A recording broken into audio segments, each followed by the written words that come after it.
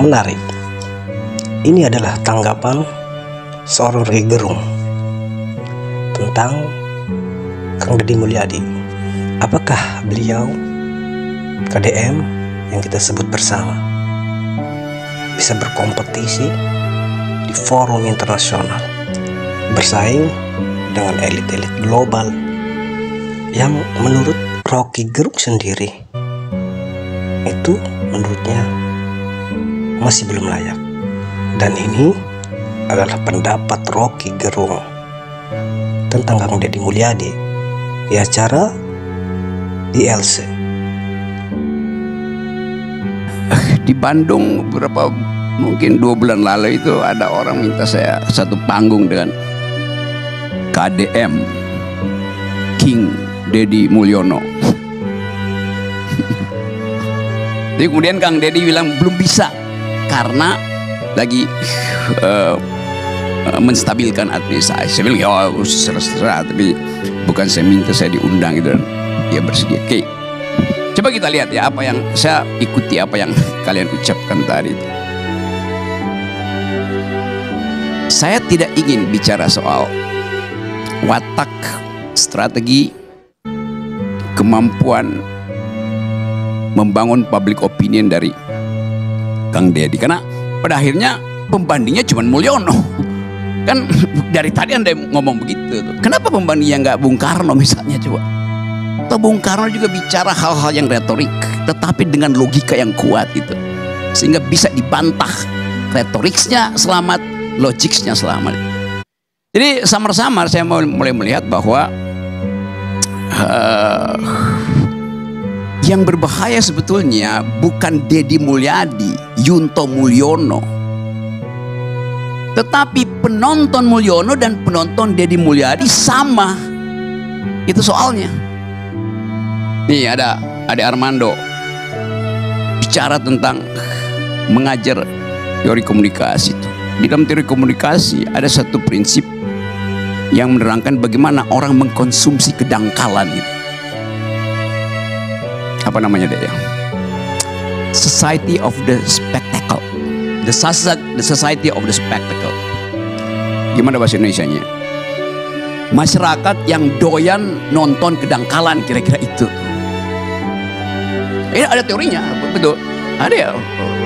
Dalam hal itu dia bermutu dalam soal memahami konsep-konsep dasar itu. Teori itu, dulu saya ngajar teori itu di jurusan filsafat.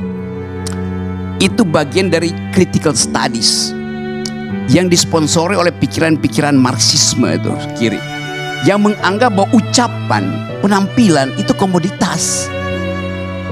Jadi kita lagi menonton orang jualan komoditas yang namanya penampilan. Apa istilah tadi? Visualisasi, bukan visi. Di situ bedanya. Kita nggak dapat visualisasi Jokowi sampai sekarang seluruh rakyat Indonesia tahu. Gorong-gorong, kesederhanaan, tapi visinya orang nggak ingat. Deddy Mulyadi juga dimulai dengan problem yang sama. Tadi teman-teman pendukung Deddy Mulyadi mengatakan, yang penting visualisasinya bisa menghemat anggaran. Oh bagus. Tapi dalam politik orang mau ukur visualisasi itu demi apa kalau visinya dangkal. Mengirim anak ke barak itu dangkal. Barak itu didisiplinkan tubuhnya. Kalau kita belajar teori-teori disciplinary society oleh Michel Foucault misalnya, fungsi barak militer mendisiplinkan tubuh, bukan mengajak orang berpikir. Apa istilahnya deh? The docile body. Tubuh yang didisiplinkan, yang ditekuk, dibentuk. Anak itu nakal karena kreativitasnya bertumbuh. Diperlukan pedagogi. Yang dihasilkan oleh Deddy Mulyadi ada demagogi itu. Kirim ke barak gitu. Kenapa nggak Gibran dikirim ke barak?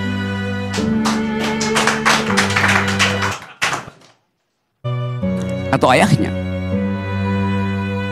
Supaya didisiplinkan tubuhnya itu. Kan pikiran nggak bisa didisiplinkan. Sementara itu ada anak didik. Gimana mendisiplinkan pikiran anak didik? Justru anak didik itu diprovokasi untuk berpikir nakal. Itu formative years-nya di situ kok. Pikiran kita itu dibentuk di dalam usia 5, 7 sampai 13 tahun. Di situ kenakalan itu fungsinya kreatif. Ya tentu aja ada mak-mak yang bagus anak gua masukin di situ tuh, supaya berharap setelah masuk barak langsung dilantik jadi mayor, lalu dalam 2 bulan jadi letkol. Kan ini dangkal sebetulnya.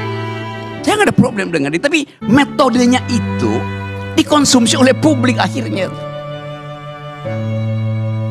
Jadi kita nonton kedangkalan, dan itu yang berlangsung di kita setiap hari. Dari zaman Pak Jokowi yang saya kritik terus. Saya nggak kritik pribadi Pak Jokowi, saya kritik mental kita yang mengkonsumsi kedangkalan. Jokowi ngerti bahwa hanya dengan menjual kedangkalan dia bisa bertahan. Mulai apa? Lempar-lempar hadiah, BLT, gorong-gorong, segala macam tuh. Itu kan jualan kedangkalan. Hanya dalam masyarakat yang IQ-nya 78, kedangkalan itu laku. Dan kita masih di situ. Saya masih cari-cari datanya, WHO bilang, World Bank bilang, memang masih 78. Anda lihat sekarang masih 78 IQ kita. Selama 10 tahun Pak Jokowi 78 terus. Akibatnya apa? Ya kedangkalan itu laku terus. Logikanya begitu. Jadi bagaimana mungkin kita mau upload sesuatu di dalam bentuk yang visioner kalau yang dihasilkan adalah visualisasi, bukan konseptualisasi. Itu soalnya di situ. Jadi kita mau coba lihat bahwa Mulyono, Mulyadi sama-sama beroperasi di dalam market of stupidity itu. Yang terjadi itu, faktanya ada di situ kok. Kita nggak lihat bertambah pengetahuan kita selama 10 tahun ini tentang ide itu. Jawa Barat tetap cara berpikirnya ya nggak maju-maju memang. Jawa Tengah sama aja. Artinya Indonesia nggak maju-maju, ukurannya jelas. Tidak bertambah IQ kita. Padahal itu yang diperlukan untuk compete, duel dengan anak muda Eropa, anak muda Taiwan, segala macam yang kita sebut bonus demografi. Itu juga yang menyebabkan kita seolah-olah ada dalam rasa malas untuk mengkritik. Saya mengkritik terus-menerus, tapi ya saya bicara aja, nggak ada soal kan. Tapi kemudian buzzer, serbu Rocky Gerung. Rocky Gerung cerewet, Rocky Gerung mulutnya nggak bisa dikendalikan. Kenapa? Karena dia jomblo. Buset. Itu kedunguannya begitu. Padahal ada yang punya keluarga tetap dungu sebagai raja. Jadi kita mau bikin renungan ini kebetulan 21 Mei hari reformasi, untuk melihat sebetulnya di benak kita apa konsep kita tentang leader itu. Yang kita lihat sehari-hari adalah dealer, bukan leader. Yang gak mampu mengucapkan sesuatu dan didalilkan untuk dibantah. Leader, dia bikin dalil supaya dibantah. Ini ada leader gak mau dibantah. Begitu dibantah dikirain buzzer itu kan. Bagaimana percakapan bisa muncul kalau opini publik dikendalikan oleh buzzer itu?